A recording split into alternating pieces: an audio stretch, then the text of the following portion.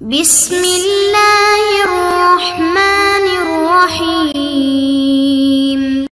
السلام علیکم معزز طلباء کرام، آپ سب کیسے ہیں؟ آج ہم تفسیر بیضاوی کے سبق نمبر 116 کو پڑھیں گے۔ آج کے ہمارے سبق کا عنوان ہے قول راجح اور لفظ صلاۃ کی تحقیق۔ آج کے ہمارے سبق کی عبارت والاول اظہر سے شروع ہوتی ہے۔ آئیے سب سے پہلے آج کے سبق کی عبارت پڑھ کے اس کا ترجمہ کرتے ہیں، اس کے بعد اس کی وضاحت کی طرف بڑھتے ہیں۔ مصنف علیہ رحمہ لکھتے ہیں والاول اظہر، اور پہلے معنی زیادہ واضح ہیں، لأنہ اشہر وإلی الحقیقۃ اقرب، اس لیے کہ وہی زیادہ مشہور بھی ہیں اور معنی حقیقی سے زیادہ قریب بھی ہیں۔ وأفید لتضمنه التنبیہ علی ان الحقیقہ بالمدح من راعى حدودها الظاہرة من الفرائض والسنن وحقوقها الباطنة من الخشوع والإقبال بقلبه على الله تعالى، للمصلون الذين هم عن صلاتهم ساهون، لذلك ذكر في سياق المدح والمقيمين الصلاة، وفي معرض الذم فويل للمصلين۔ اور دوسرے معنی کے مقابلے میں سب سے زیادہ مفید ہیں، اور زیادہ مفید اس لیے ہیں کہ اس معنی میں ضمناً اس بات پر تنبیہ ہو جاتی ہے کہ قابل ستائش وہ شخص ہے جو نماز کے حدود ظاہری یعنی فرائض و سنن اور اس کے حقوق باطنی مثلا خشوع اور دل سے اللہ کی طرف متوجہ رہنا وغیرہ کی رعایت رکھے۔ وہ لوگ لائق مدح نہیں ہیں جو اپنی نماز سے غفلت برتتے ہیں، اسی لیے مدح کے موقع پر اللہ تبارک و تعالی نے والمقیمین الصلاۃ فرمایا، اور ذم کے موقع پر مذمت کے موقع پر فویل للمصلین اللہ تبارک و تعالی نے فرمایا۔ والصلاۃ فعلۃ من صلی اذا دعاک الزکاۃ من زکاۃ کتبت بالواو او علی لفظ المفخم، اور صلاۃ فعلۃ کے وزن پر ہے، صلی بمعنی دعا سے لیا گیا ہے، اور زکوٰۃ جیسا کہ زکوٰۃ سے لیا گیا ہے۔ ان دونوں کو واو کے ساتھ ان کی لغت کے مطابق جو ہے وہ لکھتے ہیں جو الف میں تفخیم کرتے ہیں، یعنی ان لوگوں کی لغت میں کہ جو الف میں تفخیم کرتے ہیں۔ وَإِنَّمَا سُمِّيَ الْفِعْلُ الْمَخْصُوصُ بِهَا لِاشْتِمَالِهِ عَلَى الدُّعَاءِ، اور ارکان مخصوصہ کا صلاۃ نام اس لیے رکھا گیا کہ ارکان مخصوصہ دعا پر مشتمل ہیں۔ وقیل اصل صلی حرک الصلوین تحریک الصلوین لأن المصلی یفعلہ فی رکوعہ وسجودہ، اور بعض کہتے ہیں کہ صلی کے اصل معنی سرین کو حرکت دینے کے ہیں، کیونکہ نماز پڑھنے والا اپنے رکوع اور سجدے میں ایسا کرتا ہے۔ اور واشتہار ھذا اللفظ فی المعنى الثانی مع عدم اشتہارہ فی الاول لا یقدح فی نقلہ عنہ، وإنما سمي الداعی مصلیا تشبیہا له فی تخشعہ بالراکع الساجد، اور اس لفظ کا معنی ثانی میں مشہور ہونا اور معنی اول میں مشہور نہ ہونا، معنی اول کے منقول عنہ ہونے میں کوئی عیب نہیں لگاتا، اور داعی کو مصلی اس لیے کہا جاتا ہے کہ اس کو راکع و ساجد کے ساتھ اپنے کو عاجز ظاہر کرنے میں تشبیہ دی جاتی ہے۔ جی طلبہ کرام، یہ تھی ہمارے آج کے سبق کی عبارت اور اس کا ترجمہ۔ آئیے اب ہم اس کی وضاحت کی طرف بڑھتے ہیں۔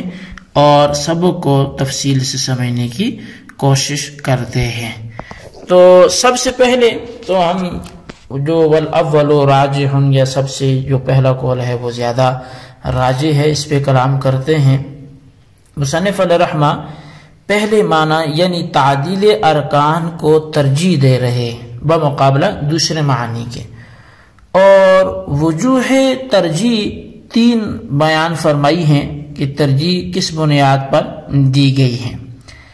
اول وجہ یہ ہے کہ تعدیل ارکان کے معنی زیادہ مشہور ہیں بمقابلہ دوسرے معانی کے، اور کسی لفظ کو اس کے معنی مشہور پر محمول کرنا یہ زیادہ مناسب ہے بمقابلہ غیر مشہور پر محمول کرنے کے۔ دوسری وجہ یہ ہے کہ پہلے معنی اپنے معنی حقیقی کے قریب تر ہیں بمقابلہ دوسرے معانی کے،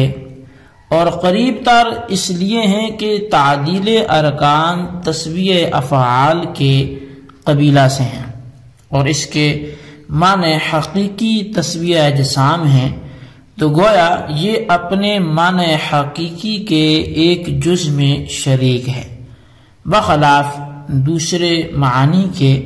کہ وہ اپنے معنی اصلیہ کے ساتھ دور کی مناسبت رکھتے ہیں۔ پس جب تعدیل ارکان اقرب الی الحقیقت ہے، اپنی حقیقت کے زیادہ قریب ہے، اور قاعدہ ہے کہ جو مجاز اقرب الی الحقیقت ہوتا ہے وہ اولا ہوتا ہے بمقابلہ اس مجاز کے جو غیر اقرب ہوتا ہے، پس تعدیل ارکان اولا ہے بمقابلہ دوسرے معانی کے۔ تیسری وجہ ترجیح یہ ہے کہ تعدیل ارکان کے معنی مراد لینے میں زیادہ فائدہ ہے بمقابلہ دوسرے معنی مراد لینے کے، اس لیے کہ یقیمون الصلاۃ متقین کی مدح کے موقع پر وارد ہوا ہے، اور قاعدہ یہ ہے کہ مدح جب کسی وصف پر مرتب ہوتی ہے تو وہ وصف استحقاق مدح کے لیے علت ہوا کرتا ہے۔ پس جب یقیمون الصلاۃ سے آپ نے تعدیل ارکان مراد لیا اور پھر اس کو مدح کے موقع پر ذکر کیا، تو اس سے اس بات پر تنبیہ ہو جائے گی کہ مستحق مدح یعنی مدح کا حقدار وہی شخص ہے کہ جس کی نماز میں علت استحقاق یعنی تعدیل ارکان پائی جائے، یعنی جو شخص نماز کے اندر حدود ظاہری اور حدود باطنی کا لحاظ رکھے، تو حدود ظاہری اور حدود باطنی کے لحاظ رکھنے پر وہی شخص مستحق مدح ہوگا، اور حدود ظاہری تو فرائض و سنن و مستحبات ہیں کہ جو نماز کی ظاہری حدود ہیں وہ فرائض کا بھی لحاظ رکھے، سنتوں کا بھی، مستحبات کا بھی، اور حدود باطنی یہ کہ اپنے قلب سے وہ نماز میں متوجہ ہو اور خشوع و خضوع سے وہ نماز جو ہے وہ پڑھے۔ تو اب خشوع و خضوع اس کے اندر ہو تو وہ نمازی مستحق مدح نہیں ہے جو نماز کو غفلت سے ادا کرتے ہیں، یعنی جو خشوع و خضوع سے کرے یا حدود ظاہری باطنی کا خیال رکھے وہ تو مستحق مدح ہے، لیکن وہ نمازی مستحق مدح نہیں ہے جو نماز کو غفلت سے ادا کرتے ہیں۔ اور یہی وجہ ہے کہ مدح کے موقع پر المقیمین الصلاۃ فرمایا اور ضم کے موقع پر فویل للمصلین فرمایا۔ تو بہر نوع تعدیل ارکان کے معنی مراد لینا افید ہیں یعنی زیادہ مفید ہیں بمقابلہ دوسرے معانی کے، اور افید غیر افید سے اولا ہوتا ہے، تو لہذا تعدیل ارکان بمقابلہ دوسرے معنی کے اولا ہیں۔